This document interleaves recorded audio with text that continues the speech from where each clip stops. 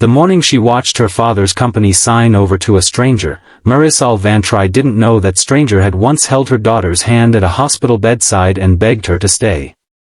She didn't know his name yet.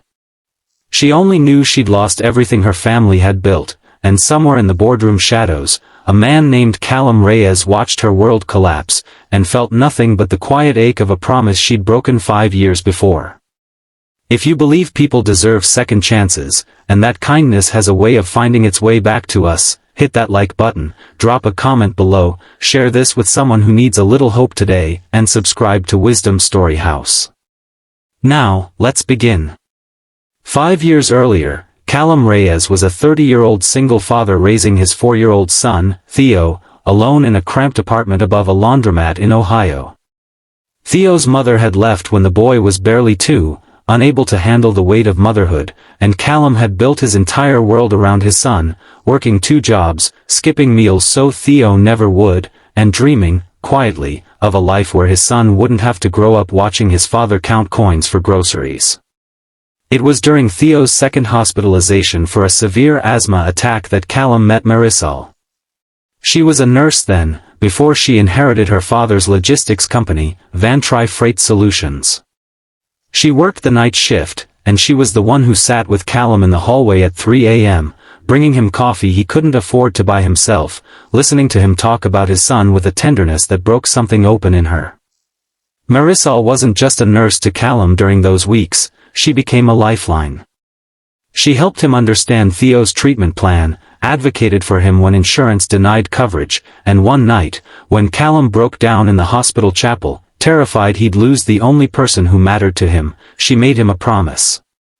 She told him that no matter what happened, she would always be there, for him, for Theo, as a friend, as family, as someone he could count on when the world felt too heavy to carry alone. For 2 years after Theo recovered, Marisol kept that promise. She visited on weekends, brought Theo books and small toys, helped Callum fill out applications for a small business loan when he decided to start his own trucking company. She believed in him before anyone else did. She told him he had the mind of someone who could build something extraordinary, and for the first time in his life, Callum believed it too. Then her father fell ill, and everything changed. Marisol was pulled into the family business, thrust into a world of shareholders and mergers and expectations she'd never asked for. The visits grew shorter, then stopped altogether. The phone calls went unanswered. And when Callum's fledgling trucking company hit a financial crisis, when he needed just one signature, one favor, one call to a bank where her family had influence, Marisol didn't answer. She was 3 weeks away from taking over as CEO, drowning in her own inherited chaos, and Callum's messages disappeared into a silence that lasted months. He lost the company. He lost the small warehouse he'd leased with everything he had. He lost, for a while, the belief that people meant what they said. Theo, then 9, watched his father sit at their kitchen table night after night, staring at foreclosure notices, and though Callum tried to hide his devastation, children always know more than adults think they do. But Callum didn't collapse. He couldn't, not with Theo watching. Instead, something hardened in him, quiet and resolute. He took a job as a logistics coordinator for a mid-sized shipping company, learned everything he could about the industry from the inside, and started making calculated, patient decisions. He studied contracts late at night after Theo fell asleep. He built relationships with investors who saw something steady and unshakable in this soft-spoken man who never raised his voice but never backed down either. Within 2 years, he'd started a new company, smaller, leaner, but built on principles Marisol had once told him mattered: reliability, honesty, and treating people like they were worth keeping promises to. Over the next 5 years, Callum's company, Northbridge Logistics, grew from 3 trucks to a regional operation spanning 4 states. He didn't do it for revenge. He told himself, and believed it, that he was building something for Theo, something that could never be taken away because it was built on his own 2 hands, not on anyone else's promise. Meanwhile, Vantry Freight Solutions began to crumble.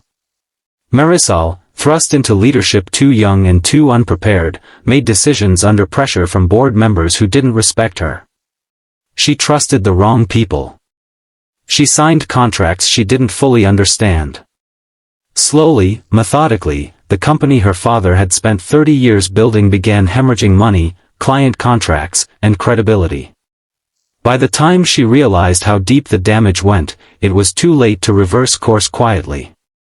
The company needed a buyer, or it would collapse into bankruptcy, taking hundreds of employees' livelihoods down with it. Callum learned about Vantry's situation through an industry contact, almost by accident, during a logistics conference in Chicago. He remembered the name instantly. His hands actually trembled holding his coffee cup when he heard it. For a long moment, old memories surfaced, Marisol's hand on his shoulder in that hospital hallway, her voice promising him he wasn't alone, and then the silence that followed, the silence that nearly broke him. He didn't act out of bitterness. That was the thing people would misunderstand later, when the story became public. Callum sat with the information for 3 days, turning it over, asking himself honestly what he wanted. And what he realized, sitting on his porch one evening watching Theo, now 14, shoot basketball hoops in the driveway, was that he wanted to build something meaningful from the wreckage of what broke him. He wanted to prove, mostly to himself, that the man who'd once been powerless in that hospital hallway no longer was. Acquiring Vantry Freight Solutions required capital far beyond what Northbridge Logistics had on hand. Callum spent the next 4 months in a grueling process most people never see, meetings with private equity firms, sleepless nights building financial models, presentations to skeptical investment boards who questioned whether a man who'd started with 3 trucks could responsibly manage an 11-figure acquisition. He believed in the vision so thoroughly, and had built such a reputation for integrity in the industry, that slowly, doors began opening. Investors who'd worked with him before vouched for him. Banks that had once denied him small loans now competed for the opportunity to back him. When Callum finally secured the financing, $1.1 billion, an amount that still felt surreal to him even as he signed the documents, he didn't feel triumphant. He felt, strangely, sad. Sad for the young woman who'd once sat with him in a hospital hallway with such genuine kindness in her eyes, and sad for whatever pressures had turned her into someone who couldn't keep a simple promise when he needed her most. The acquisition became public knowledge on a Tuesday morning. Marisol, 36 now, sat in her office reading the press release with hands that wouldn't stop shaking, seeing Callum's name, a name she hadn't allowed herself to think about in years, attached to the company that had swallowed her father's life's work. She requested a meeting immediately, expecting confrontation, expecting anger, perhaps even expecting to see triumph in his eyes. Instead, when she walked into the conference room 3 days later, she found Callum sitting alone, dressed simply, none of the corporate armor she'd braced herself for. He stood when she entered, old habits, old respect that hadn't fully died, and gestured for her to sit. For a long moment, neither of them spoke. It was Marisol who broke first, her voice cracking as she said she was sorry, that she'd thought about that broken promise more times than he could imagine, that becoming CEO too young had nearly destroyed her, and that abandoning him during his crisis was the decision she regretted most in her entire life. She told him about the isolation of leadership, the family expectations that crushed her spirit, the guilt she'd carried silently for years, never finding the courage to reach out because she didn't know how to face what she'd done. Callum listened without interrupting, and when she finished, he told her something that surprised them both. He said he hadn't bought her company for revenge. He'd bought it because he believed, underneath everything, that broken promises didn't have to be the end of someone's story, that people could rebuild, could earn back trust, could become better than the worst moment that defined them. He offered her something no one expected, a leadership position within the newly merged company, not as a gift, but as a genuine opportunity to prove herself again, this time with him watching, not as someone waiting for her to fail, but as someone who understood, more than most, how much a second chance could mean. Marisol wept in that conference room, not from relief alone, but from the overwhelming realization that the man she'd failed had become someone extraordinary, someone who'd turned his pain into purpose instead of bitterness.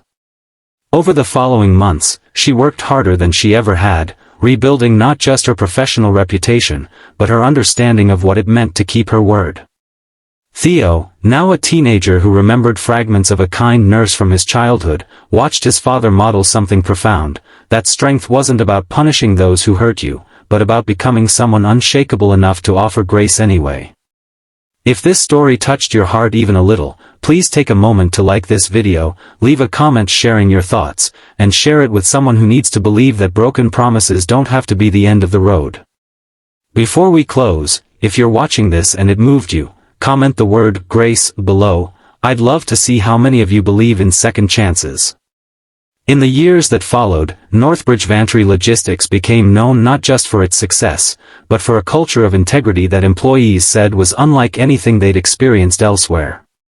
Callum never spoke publicly about why he'd made the acquisition, letting people assume it was simple business ambition.